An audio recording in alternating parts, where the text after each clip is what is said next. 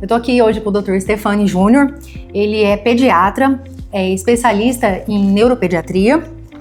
E a gente já tem uma amizade já há um tempo, né, Dr. Stefani? Sim, já. E ao longo da minha carreira, eu como mãe, como profissional, hoje, né, atualmente eu trabalho com marketing, sou enfermeira e também sou uma cliente do Dr. Stefani, né? Eu tenho uma criança que ela apresentava, né, vamos dizer, uma grande dificuldade na escola.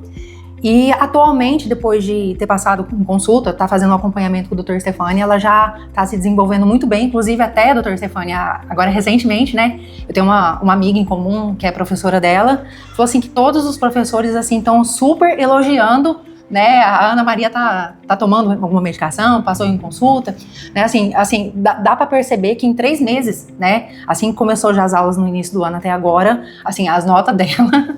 Melhorou bastante. Melhorou muito. Que bom, fico né? feliz. Então, assim, tô acompanhando, né, um grupo de mães daqui de Fernandópolis, Blusa Azul, né, então tem algumas profissionais, algumas mães, e a gente tem várias, assim, perguntando, né, algumas coisas, e aí eu dei uma selecionada de algumas perguntas que eu até quero fazer pro senhor hoje aqui, pro senhor poder estar auxiliando a gente de alguma forma, né, então eu vou até abrir aqui, ó.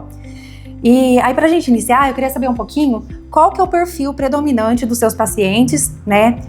Se é mais bebê, se é mais criança, que idade, se tá em idade escolar ou se é adolescente, se o senhor puder explicar um pouquinho pra gente. Hoje, meu público, sem dúvida, são crianças na fase pré-escolar e escolar, ou seja, da faixa etária de 3 a 9, 10 anos.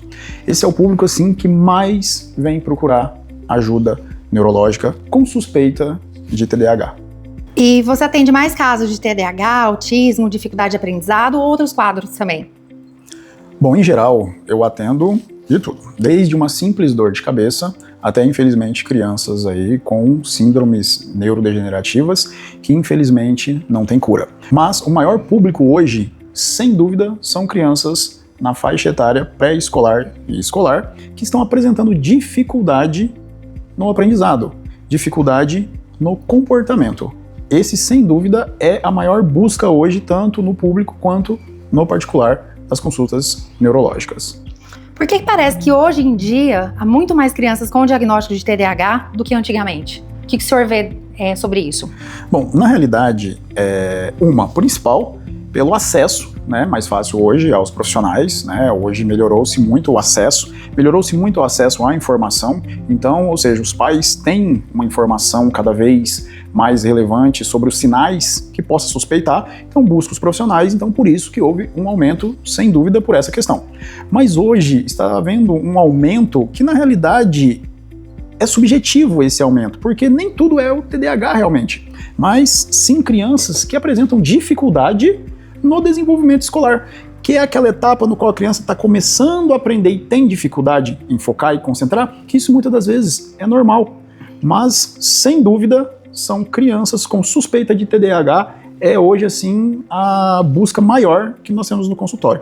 E a quantidade hoje aumentou graças ao diagnóstico cada vez mais precoce e provavelmente a grande quantidade que tem hoje de diagnóstico é por causa de certos comportamentos que parece ser o TDAH, ou seja, parece que a criança tem um transtorno, mas nem sempre é. Então, infelizmente, está havendo também muitos diagnósticos que, na realidade, essa criança não estão dando o tempo necessário dela evoluir. Então, acabam fazendo diagnósticos muito precoces também e não dá o tempo de evolução necessário dessa criança. Então, assim, você tem aí um aumento desse diagnóstico, mas, na realidade, nem todas dessas crianças que estão diagnosticadas com TDAH têm TDAH.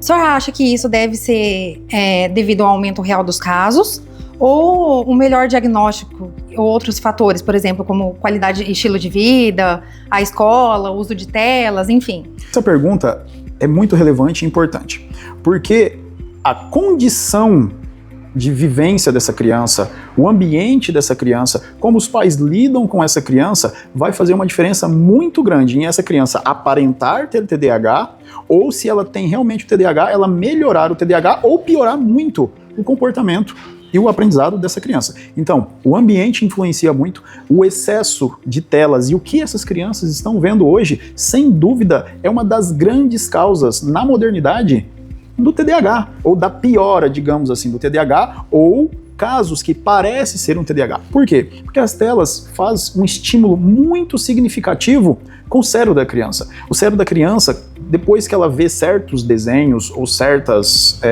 conteúdos, digamos assim, ele entra num êxtase que ele precisa replicar aquilo. Então você imagina uma criança que fica rolando tela, ou com aqueles desenhos com autoestímulo. Cada 3 segundos corta a imagem. Quando ela sai da tela, ela vê esse mundo parado, esse mundo que não tem tantas cores. Então o que ela procura fazer? Imitar o que ela está vendo na tela. Então é aquela criança que fica mais agitada. O cérebro de uma criança, principalmente pequena, que está em formação, quando tem um excesso de tela, ele recebe uma grande descarga de certos neurotransmissores que faz com que a criança fique mais agitada. E uma criança mais agitada, óbvio que não vai focar, não vai prestar atenção. Por isso, o aumento significativo nos casos de criança com TDAH, mas nem sempre é o TDAH. Muitas das vezes não é o transtorno, mas sim é o ambiente, é a forma como os pais vêm lidando com essa criança que está fazendo com que ele tenha características ou comportamentos de uma pessoa com transtorno do déficit de atenção e hiperatividade. Doutor Stefani, como eu já falei aqui, eu sou mãe de 2 crianças, né? Um ainda é um bebê e outra é uma criança que está na pré-adolescência. E como muitas outras mães, a principal ansiedade que nós temos é o futuro das nossas crianças, né? Se eles vão, ter uma vida ativa. Então, minha filha, ela tem um diagnóstico de TDAH, né? E em relação, né, essas crianças que vão crescer, vão ser futuros adolescentes, como que o senhor vê, a questão do TDAH, outros transtornos, em relação à medicação? Muitos têm problema em relação se vai... Tomar a vida toda, isso, não vai, a dose, se vai aumentar, se não vai, certo. A questão da terapia, como que é essa questão dessas relações? O que o senhor pode estar falando? Entendi. Bom, vamos lá. Primeiramente, a criança, quando a gente faz o diagnóstico, não vou dizer erro, né? Porque conduta médica, às vezes a gente não discute.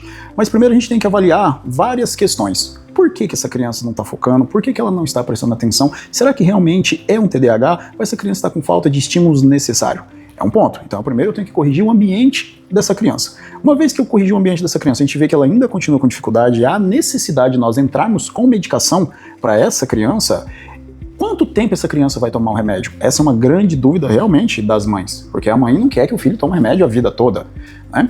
Porém, é difícil responder essa pergunta, porque isso vai depender muito do desempenho dessa criança, como ele vai lidar com a adolescência, como ele vai lidar com as dificuldades no colégio. Aí é onde que entram os pais.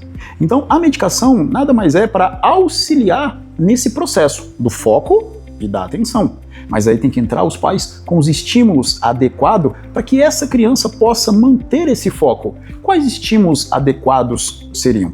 Muita gente pensa que seriam os estímulos positivos. Ah, se você prestar atenção, eu te dou um presente. Se você passar de ano, eu te dou uma bicicleta. Está errado? Está errado. Na nossa vida adulta, a gente só recebe quando a gente faz. E com a criança tem que ser o mesmo. Para a criança focar realmente no que ela precisa fazer, ela tem que ter um estímulo. E esse estímulo realmente é, às vezes, o medo de perder algo que ela já tem. Então, é tirar o celular dessa criança, falar para ela que se ela não caprichar nos estudos, ela infelizmente não vai ir naquele passeio, não vai ganhar aquele presente esperado. Então, muitas das vezes os pais fazem troca positiva. Isso está errado. As trocas positivas, eu não sei se realmente aquela criança quer aquilo, para ela botar empenho. Então, a troca negativa, que seria tirar o que a criança já tem no intuito de fazer com que ela queira manter aquilo, ela precisa fazer o quê? Focar. Ela precisa empenhar mais nos estudos dela. Você lembra, Poliana, qual era o seu principal motivo para focar na escola? Era não reprovar, certo? Certo. Hoje, infelizmente, alguns colégios, principalmente os colégios públicos, não reprovam mais. Então aí já se foi uma das principais motivações que a criança tinha de focar. Isso aconteceu comigo. Eu lembro que eu estava, acho que na 8ª série, uma professora de português chegou para mim e falou, no meio do ano, aperta o pé, senão você vai reprovar. Naquele momento, eu deixei o grupinho do fundo, eu parei com as conversas e foquei no que realmente era importante, os estudos. Mas por que eu tive essa reação? Medo de reprovar. Então, me deram um motivo para me focar. Então, hoje o que está acontecendo, simplesmente as crianças não estão tendo motivação. Criança não vai bem na escola, ganha presente de aniversário, vai viajar, tem o que quer. Então, como que essa criança, ela realmente vai empenhar? Como que essa criança realmente vai pôr todo o seu empenho naquilo, se ele já tem o que quer? Então, mães e papais, a medicação vai depender muito da forma como vocês agem com os filhos de vocês. Se essa criança está tomando medicação, porém não tiver os estímulos adequados para que ela queira focar, ela vai tomar remédio pro resto da vida. Porque o que está fazendo ela focar é a medicação. Ela não está aprendendo a focar. Agora, a partir do momento que essa criança toma um remédio e você auxilia ela nesse foco, de que forma? Infelizmente, eu vou ter que fazer meu filho, às vezes, sofrer, entre aspas, ou se frustrar, melhor dizendo. Ou seja, eu vou ter que tirar algumas coisas dele, tirar alguns benefícios para ele entender o processo da vida adulta. Porque nossa vida adulta é assim, eu só ganho se eu trabalhar. Então o que eu tenho que fazer no meu trabalho? Focar, prestar atenção, senão eu não vou ganhar. E o que está acontecendo com as crianças hoje é exatamente isso. Os pais simplesmente estão se doando demais e as crianças se doando de menos. E aí achando que eu vou dar uma medicação para essa criança, vai resolver todos os problemas. Não vai. O remédio é simplesmente um auxiliador desse processo. É igual quando você está querendo emagrecer. Se você vai, toma medicamento para emagrecer, mas não faz uma dieta adequada, não muda o seu estilo de vida, quando você para de tomar o remédio, você volta a ganhar todos os pesos que você perdeu e às vezes dobrado. E com a criança é a mesma coisa. Se você não ajudar essa criança nesse processo de foco, aprendizado, você tem que focar, meu filho, você precisa, porque senão vai te acontecer isso. E você tem que realmente mostrar para a criança. E para com esse papo, pelo amor de Deus, pais. Se você não estudar, você não vai ser ninguém lá na frente. Se você não estudar, você vai ser igual fulano. Isso não funciona com criança. Criança é pontual. Ou você foca, ou você melhora, ou você vai ficar sem internet, você vai ficar sem Netflix, você vai ficar sem seu celular. Aí a criança pensa, porque a criança ela age de acordo com o momento. A criança não faz ilusão ao futuro.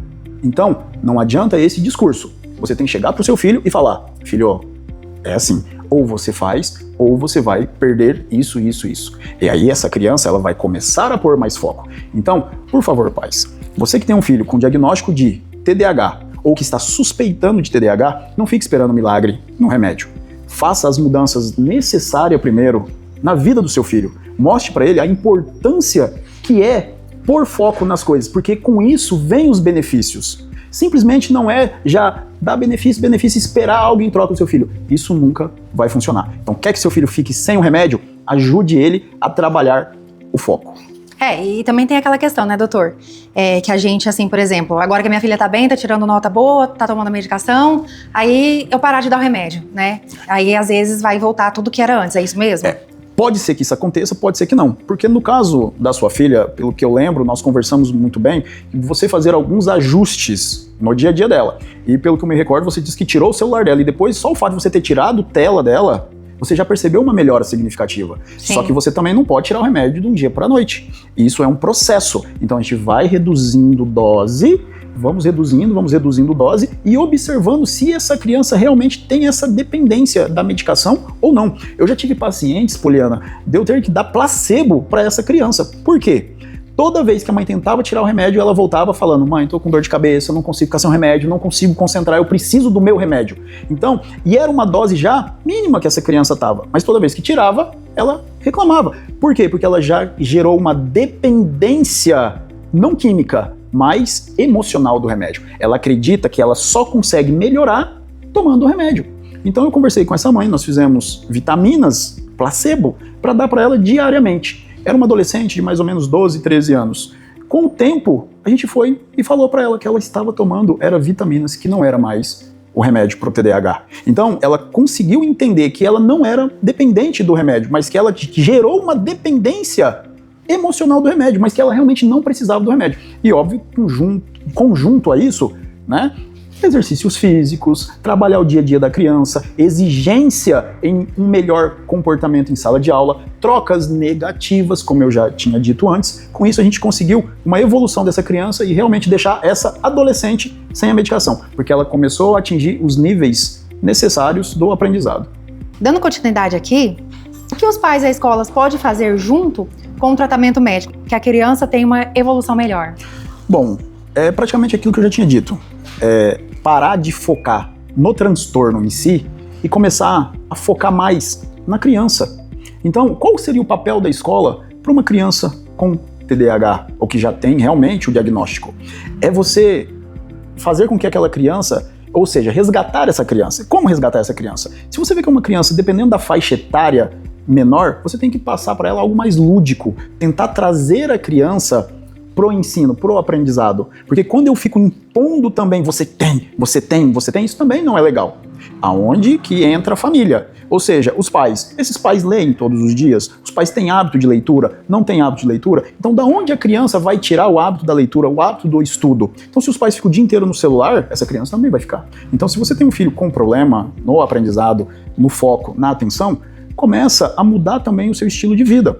A escola, o papel dela, infelizmente, ela não consegue se adaptar a todos os alunos, mas cada família consegue fazer sua adaptação individual. Então, o que eu recomendo é sempre focar na criança e não no transtorno. Então, ver qual é a principal dificuldade dessa criança. Faz aula de reforço. Coloca ela sentada na frente, tira ela do grupinho que estimula a conversa. Então, isso sempre funcionou e sempre vai funcionar. E quais são os sinais que mostram que o tratamento está realmente ajudando? Quando eu sei que o tratamento está funcionando para essa criança, vai ser quando essa criança começar a melhorar o desempenho dela geral.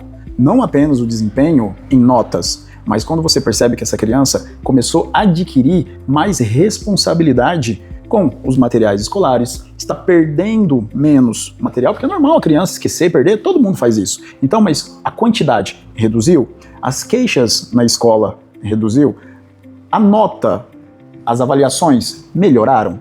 Aí a gente já começa a ter uma ideia que essa criança está evoluindo. Mas eu não posso esquecer que todo ser humano tem as suas dificuldades. Então eu não posso falar que uma criança ela não está evoluindo porque ela está com dificuldade em apenas uma matéria. Eu tenho que analisar por que ela está com dificuldade naquela matéria.